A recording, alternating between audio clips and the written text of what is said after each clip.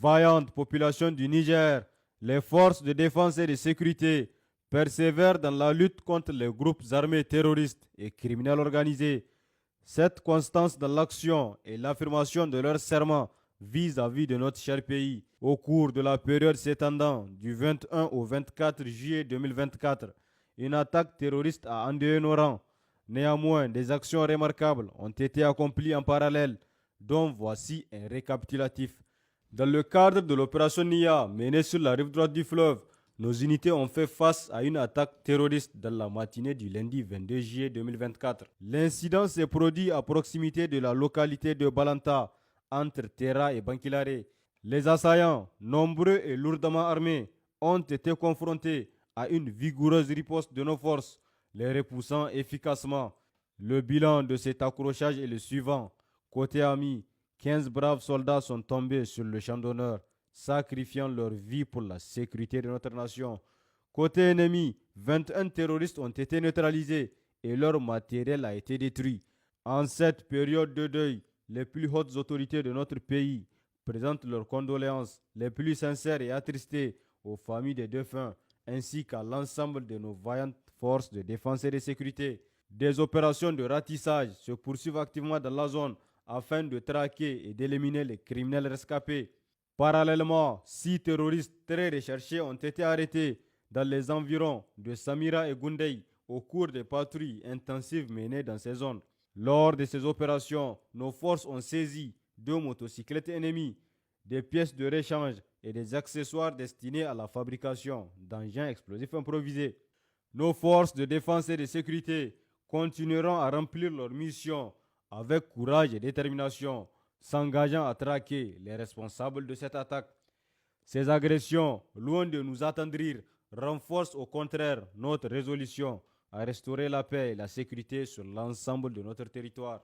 Dans la région de Tilaberi, dans le cadre de l'opération Al-Mahou, nos forces continuent de réaliser des avancées significatives pour assurer la sécurité et la justice. Au début de cette semaine, une de nos patrouilles a réussi à appréhender un voleur de bétail dans la zone de Talcho.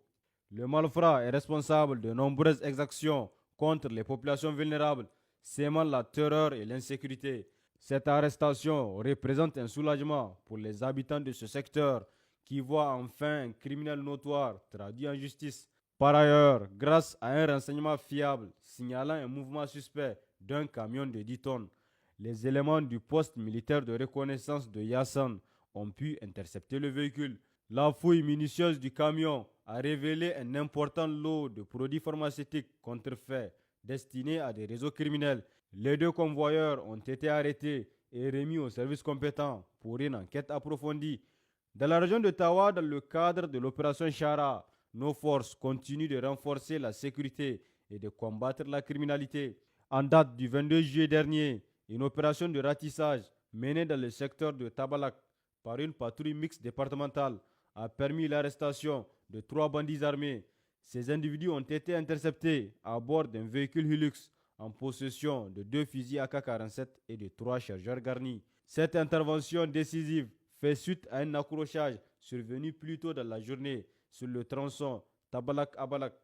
Les éléments de la brigade territoriale d'Abalak ont affronté les bandits armés, réussissant à prendre le dessus sur l'ennemi grâce à leur détermination et leurs compétences.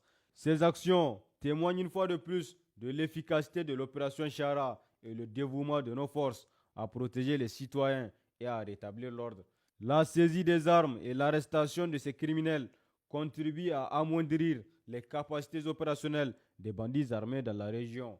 À l'est du pays, dans la région de Difa, au sein du secteur 4 de la force multinationale mixte FMM, des événements significatifs se sont produits au cours de cette période sur ce théâtre d'opération. A commencer par Engel Kolo, où une embuscade tendue par des terroristes a ciblé une patrouille de la gendarmerie chargée de sécuriser le marché du dit village.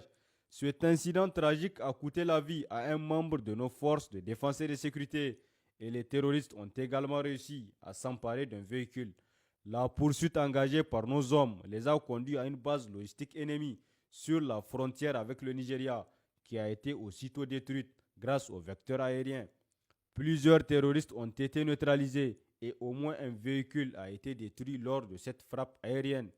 Par ailleurs, une unité en patrouille dans la région de Bosso a réussi à appréhender 2 malfrats alors qu'ils transportaient vers le lac un ravitaillement destiné aux combattants de Boko Haram. En outre, à Toumour, 4 anciens combattants de Boko Haram se sont rendus aux autorités. Cette série de redditions contribue progressivement à la restauration de la paix dans cette partie orientale du pays.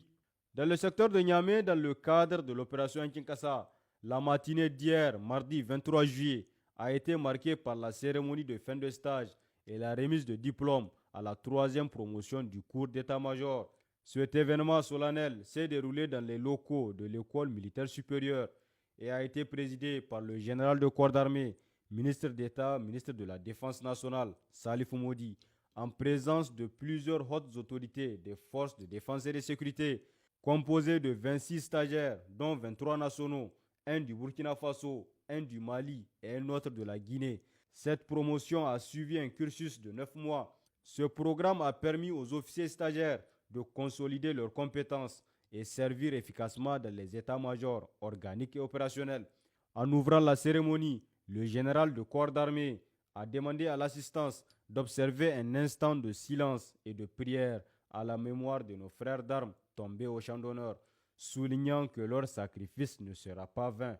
Il a ensuite félicité chaleureusement les récipiendaires avant d'annoncer la prochaine rentrée du niveau 2 de cette prestigieuse école, l'école de guerre. Le général a insisté sur l'importance du rehaussement du niveau des cadres militaires pour répondre aux exigences croissantes de notre contexte sécuritaire. Par ailleurs, le service central de lutte contre le terrorisme et la criminalité transnationale organisée a intensifié ses efforts, aboutissant à l'arrestation de 80 individus affiliés à des groupes armés terroristes au cours de la semaine écoulée. Cette opération démontre l'engagement résolu de nos forces à éradiquer la menace terroriste. Dans le même élan, l'Office central de répression du trafic illicite des stupéfiants a réalisé une importante saisie de substances illicites, interceptant un total de 2 688 014 comprimés nocifs et plus de 9 kg de diverses drogues. Ces actions s'inscrivent dans la lutte continue contre le trafic des stupéfiants visant à protéger notre population et à maintenir l'ordre public. Chers compatriotes, la lutte noble engagée contre les ennemis de notre nation se poursuit intensément et sa réussite nécessite votre collaboration saine et renforcée avec les forces de défense et de sécurité. De ce fait, il demeure primordial d'alerter les FDS sur toute activité suspecte remarquée dans votre environnement immédiat. Une ligne verte est mise à cet effet à votre disposition pour faciliter la communication avec les FDS, renforçant ainsi la sécurité sur l'ensemble du territoire national et favorisant une paix durable. Nos numéros d'appel d'urgence restent toujours disponibles 24 heures sur 24. Pour les forces armées nigériennes, le 40-40. Pour la police nationale, le 83-83. Vive le Niger libre et souverain. Vive les forces de défense et de sécurité. Vive les citoyens résilients engagés.